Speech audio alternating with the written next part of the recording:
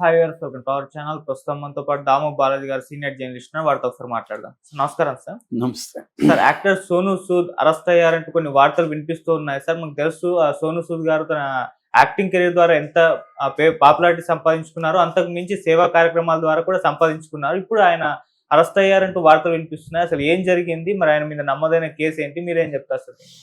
Sonu Sood arrest అనే వార్తలు వినిపిస్తున్నాయి. బట్ ఇప్పటివరకైతే అతను అరెస్ట్ చేసినట్టుగా కన్ఫర్మ్ అయితే కాలేదు. కానీ అరెస్ట్ చేసి కోర్టుకు ప్రొడ్యూస్ చేయమని కోర్టు అయితే ఆర్డర్ ఇచ్చింది. ఈరోజు అరెస్ట్ చేయబోతున్నారని చెప్తున్నారు. అరెస్ట్ చేసి ముంబై జైలుకి కానీ లేదా పంజాబ్ జైలుకి కానీ పెడతారని చెప్తున్నారు.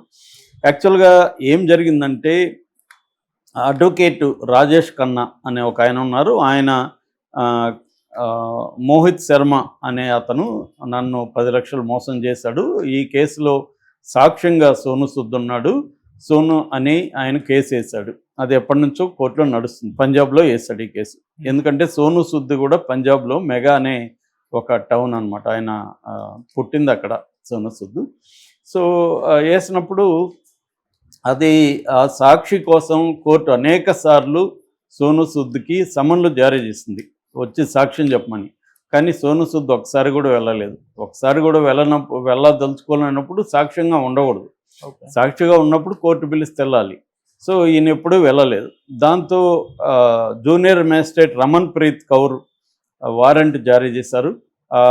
ఆ వారెంట్ ఏంటంటే, ఇతన్ని ముంబైలో అరెస్ట్ చేసి, ముంబైలో ఉండే అంధేరి వెస్ట్లో కోర్టు ఉంది, ఓషివారా అని, ఆ ఓషివారా కోర్టులో ఇతన్ని ప్రవేశపెట్టండి అనేది ఆమె జారీ చేసింది అన్నమాట. ఇది ఇప్పుడు వైరల్ అవుతుంది. దీంట్లో చంద్రబాబు కూడా దీనికి రంగంలో దిగి అక్కడ మహారాష్ట్ర ముఖ్యమంత్రి, పంజాబ్ ముఖ్యమంత్రితో మాట్లాడతాడని కూడా వార్తలు వచ్చాయి. ఎందుకంటే మొన్ననే సోను సూద్ ఆంధ్రప్రదేశ్ ముఖ్యమంత్రి చంద్రబాబుని కలిసి 4 అంబులెన్సులు, మెడికల్ అంబులెన్సులు, అంటే రిమోట్ ఏరియాలో మెడికల్ ఫెసిలిటీస్ సరిగా లేవు కాబట్టి వాటికి మెడికల్ ఎక్విప్మెంట్ ఎక్కువగా ఉన్న అంబులెన్సుల్ని ప్రజెంట్ చేశాడు. 4 కూడా నేను వెనుకబడిన ప్రాంతాలకు ఇస్తాను, 2 మాత్రం పార్వతీపురం మన్యం జిల్లాకి పంపిస్తున్నానని చంద్రబాబు అనౌన్స్ చేశాడు. ఈ సందర్భంగా సోను సూద్ మాట్లాడుతూ, నాకు ఆంధ్రప్రదేశ్ అంటే చాలా ఇష్టం, గతంలో కూడా నేను ఆంధ్రప్రదేశ్లోనే ఎక్కువ కరోనా వచ్చిన టైంలో నెల్లూరు జిల్లా వాళ్ళకి హెల్ప్ చేశాను. అట్లాగే మదనపల్లిలో ఒక రైతు కుటుంబంలో ఎద్దులు లేకుండా ఆడపిల్లలు 2 ఎద్దులలాగా మడక దున్నుతున్నప్పుడు నాకు బాధేసి వాళ్ళకి ట్రాక్టర్ కొనిచ్చాను, ఇలాగే చాలా దీంట్లో నేను చేశాను ఇక్కడ అని ఆయన చెప్పారు.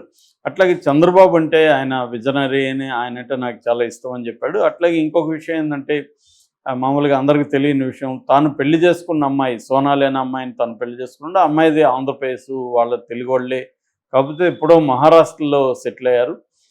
కానీ వాళ్ళ మూలాలు ఆంధ్రప్రదేశ్లో ఉన్నాయి. అందుకోసం కూడా నా భార్య ఆంధ్రప్రదేశ్ కాబట్టి కూడా నాకు ఆంధ్రప్రదేశ్ మీద ప్రత్యేకమైన అభిమానం ఉందనేది కూడా నిన్న చెప్పాడు ఆయన మొన్న వచ్చినప్పుడు. అందుకని ఇప్పుడు ఆయనకేమన్నా హెల్ప్ కావాలంటే చంద్రబాబు కూడా చేసే అవకాశం ఉంది. గతంలో కూడా చంద్రబాబు ప్రతిపక్షంలో ఉన్నప్పుడు కూడా చంద్రబాబును పొగుడుతూ ఆయన ట్వీట్లు చేసిన సందర్భాలు ఉన్నాయన్నమాట. ఎందుకంటే సోను సూద్ అంటేనే మనకు గుర్తొచ్చేది కరోనా టైంలో ఆయన చేసిన ఇది. సో ఆయన ముఖ్యంగా వలస కార్మికులు, అప్పుడు ఏంటంటే అందరూ కూడా బాధపడింది ఏంటంటే, వలస కార్మికులు వందలాది కిలోమీటర్లు మండుటెండలు కాలినడకన వెళ్ళడం, బొబ్బలేకపోవడం, కొంతమంది ఆ ఎండలో నడవలేక చనిపోవడం, గర్భిణీ స్త్రీలు. దాని మీద మన సునీల్ కుమార్ రెడ్డి అనే డైరెక్టర్ కూడా వలస అనే సినిమా కూడా తీశాడు అన్నమాట. వాళ్ళ కష్టాలన్నింటినీ డీటెయిల్గా ఆయన చూపించాడు. సో ఆ టైంలో మోడీ ప్రభుత్వం చేతులెత్తేసింది, వాళ్ళ కోసం ప్రత్యేక ట్రైన్లు కానీ బస్సులు కానీ వేయడం వదిలేసింది. ఎందుకంటే వాళ్ళు ఓట్ల బ్యాంకులు కాదు కాబట్టి, వాళ్ళు ఉన్న ఓటు ఒక దగ్గర ఉంటే వాళ్ళు వలస వేరే దగ్గర ఉంటారు కాబట్టి వాళ్ళ ఓట్లు మనకు లేవన్న దీంతో వదిలేసి, అది మాత్రం మోడీ ప్రభుత్వానికి చాలా తీవ్ర వ్యతిరేకత వచ్చింది. ఆ టైంలో ఈయన రంగంలోకి దిగి అలాంటి వాళ్ళ కోసం ప్రత్యేక ట్రైన్లు, ప్రత్యేక బస్సులు ఏర్పాటు చేసి వాళ్ళ గమ్యస్థానాలకు చేర్చారు. అలాంటి వాళ్ళు అందరూ కూడా సోను సూద్ ఫోటో వాళ్ళ ఇంట్లో పెట్టుకొని పూజ చేస్తారని చెప్తారు.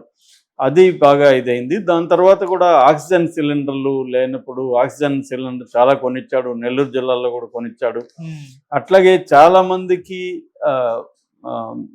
మెయిన్ రోజువారీ సరుకులు అందించడం, అదంతా కూడా ఇమీడియట్గా ఆయన సూద్ ఫౌండేషన్ ఆయన ఒకటి పెట్టాడు, చారిటీ ఫౌండేషన్.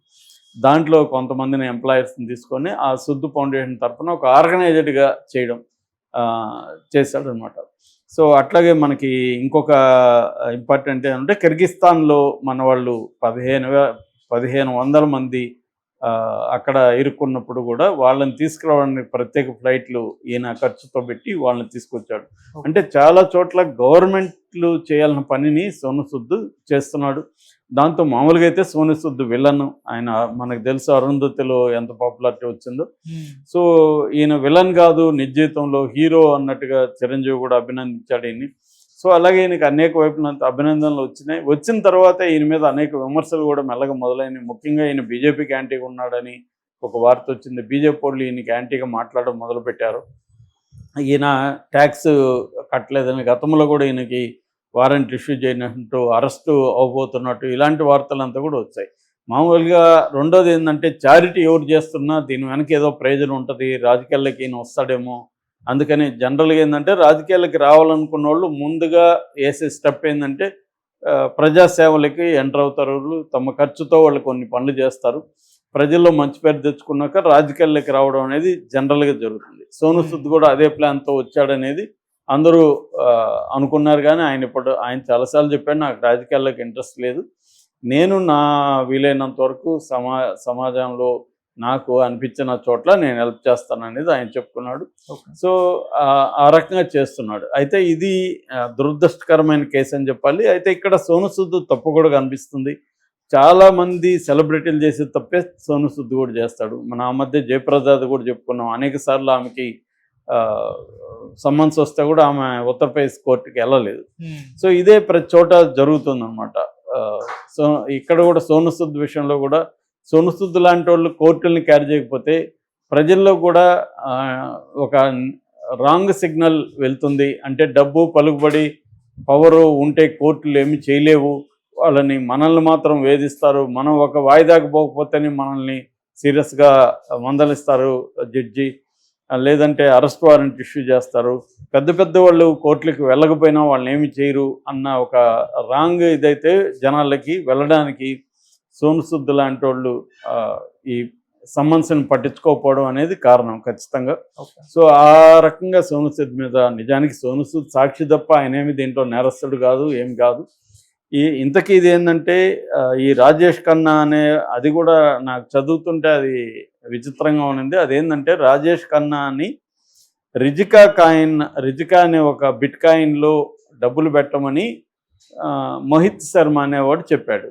10 లక్షలు పెట్టాడు. ఇప్పుడు ఆయన చెప్పుండొచ్చు, నేను ఏదో చెప్తాను, నేను పలాని స్టాక్ మార్కెట్లో పలాని స్టాక్ నేను కొన్నానని చెప్తాను. అది నువ్వు చూసి నువ్వు కొన్నావు అనుకో, నువ్వు 10 లక్షలు లాస్ వస్తే నేను ఎలా బాధ్యుడవుతాను? సో అది ఇతను పెట్టిన కేసు నిజానికి. దాంట్లో అది పెట్టిందే స్టూపిడ్ కేసు అది. ఎందుకంటే మోహిత్ శర్మ పెట్టించాడని